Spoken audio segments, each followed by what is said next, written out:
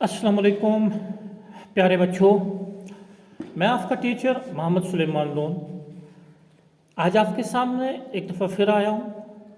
आने का मकसद जो है वो ये है कि ख़ासकर 10th क्लास के बच्चों के लिए जो उनको सोशल साइंस में 5 मार्क जो होते हैं वो मैप वर्क के बारे में होते हैं। तो ये मैप क्या होता है, इसमें क्या क्या चीज़ें होती है, इसको कैसे हम रीड करते हैं, इसके बारे में मेरे ये 2-3 लेक्चर जो होंगे ये इसी के बारे में होंगे। जब हम बात करते हैं मैप की, जब हम बात करते हैं कि आपके सामने आपके स्क्रीन के ऊपर मैप आया होगा, ये मैप्स की अलग अलग किस्में होती है। मैप किसको बोलते हैं, ये कहाँ से आया है, तो इसके बारे में पहले आपको मैं थोड़ी सी इन्फॉर्मेशन दूंगा। उसके बाद हम आपको सिखाएंगे नेक्स्ट वीडियो में कि मैप वर्क जो होता है वो कैसे किया जाता है, जो आपके 10th क्लास के बच्चों के लिए 5 मार्क जो है वो आपके मैप वर्क के हैं सोशल साइंस में। तो पहले आप समझ लो मैप किसको कहते हैं। मैप लफ्ज़ जो निकला है ये एक लैटिन वर्ड है, मैपो से निकला है। इसका मतलब नैपकिन या कवर क्लॉथ आप कहिए। तो ये जो है मैप जो है ये एक लैटिन वर्ड है। और जब इसकी डेफिनेशन की हम बात करते हैं तो हम कहते हैं ये representation of the earth's crust को हो या अराउंड अर्थ का हो on a flat piece of paper में। लाइकवाइज मेरे सामने ये एक पेपर एक है। जब मेरा ये ग्लोब था, आपके सामने हर किसी को पता है ग्लोब कैसा होता है। उस ग्लोब के किसी हिस्से को या पूरे ग्लोब को जब मैंने एक प्लेन पेपर के ऊपर उतारा तो मैं उसको मैप कहता हूँ। तो ये मैप जो है ये बहुत इम्पोर्टेंट है। आज के दौर में मैप के बगैर कोई भी चीज़ जो है वो मुमकिन नहीं है। अगर हम बात करें फर्स्ट जो इस मैप के ऊपर जो है ये बहुत पीछे दौर से ये मैप्स वगैरह आए, फिर इसमें मॉडिफिकेशन होती आई, तब्दीलियाँ होती आई। तो ये जब ग्लोब का किसी हिस्सा कोई हिस्सा हो या पूरी दुनिया को हम किसी पेपर के ऊपर उतारेंगे तब हम उसको मैप कहेंगे। तो मैप तब तक मैप नहीं कहलाता है जब तक ना उसमें स्केल होती है। तो स्केल का चेसवना, scale चेसवना proportion or ratio between the actual distance on the ground and the distance on the map. For example, 1 centimeter is called 5 kilometers. तो मैं आपको एक बात बोलूँ, लाइकवाइज मेरा ये मैप है, आप गौर से देख लीजिए, ये मेरा मैप है। तो मैं कहता हूँ कि यहाँ पे 1 सेंटीमीटर, ये लाइकवाइज दिस समझिए आप,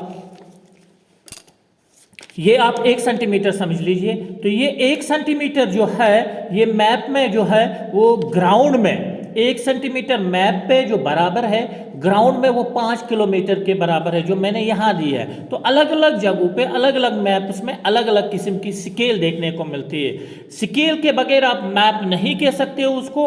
आपके पास वो स्केच हो सकता है, आप और कोई चीज़ उसको कह सकते हो, लेकिन मैप नहीं कह सकते हो। तो स्केल बहुत इंपॉर्टेंट चीज़ है। तो स्केल की भी 2 किस्में होती है। एक स्केल जो होती है वो लारी स्केल है। तो लारी स्केल जो है वो क्या होती है, large scale means information can be given in greater details. For example city हो, सिटी का मैप हो, डिस्ट्रिक्ट का मैप हो।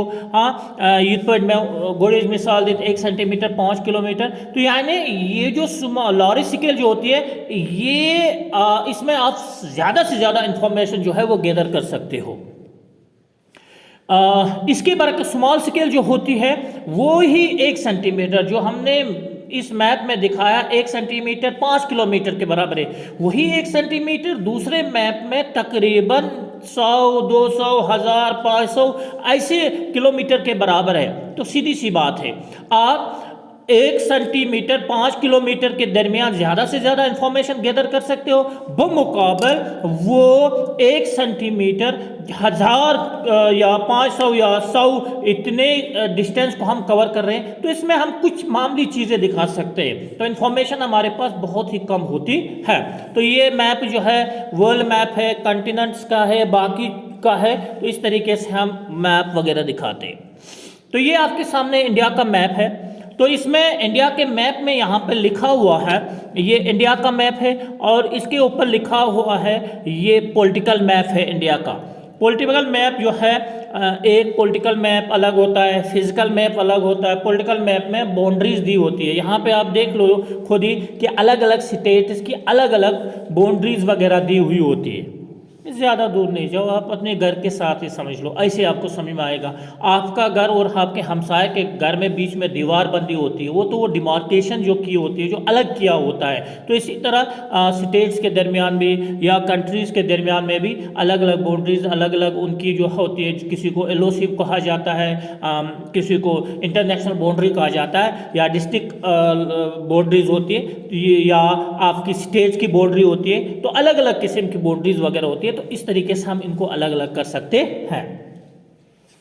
तो जब मैप रीडिंग की बात करते हैं, तो मैप रीडिंग जब की जाती है तो सबसे पहला काम जो मैप रीडिंग में किया जाता है वो इसकी डायरेक्शन देखी जाती है। हमारे पास 4 किस्म की डायरेक्शन है, ईस्ट, वेस्ट, नॉर्थ, साउथ।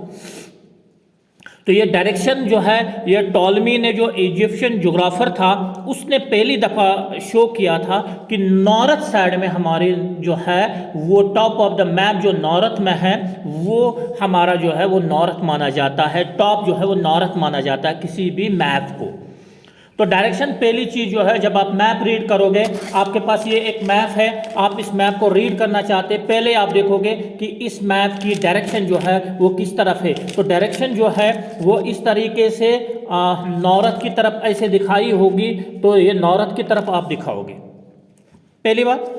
दूसरी बात, आप मैप में क्या करते हो, आप मैप में यहाँ देखते हो, ये मैप है, चलो ये इंडिया का लिखा हुआ है, तो इंडिया के लिखने के साथ में ऊपर क्या लिखा है, ये पॉलिटिकल लिखा है, फिजिकल लिखा है, ये टोपोग्राफिकल है, ये कैडेस्ट्रल मैप है, ये और कोई थीमेटिक मैप, कौन सा मैप है, तो वो वहाँ पर लिखा होता है, वो बताया होता है कि इसमें कौन कौन सी चीज़ें देखने को मिलती है। जैसे इससे पहले मैंने आपको जो ये मैप दिखाया, ये मैप पॉलिटिकल मैप है, तो इसमें ऊपर लिखा है इंडिया पॉलिटिकल।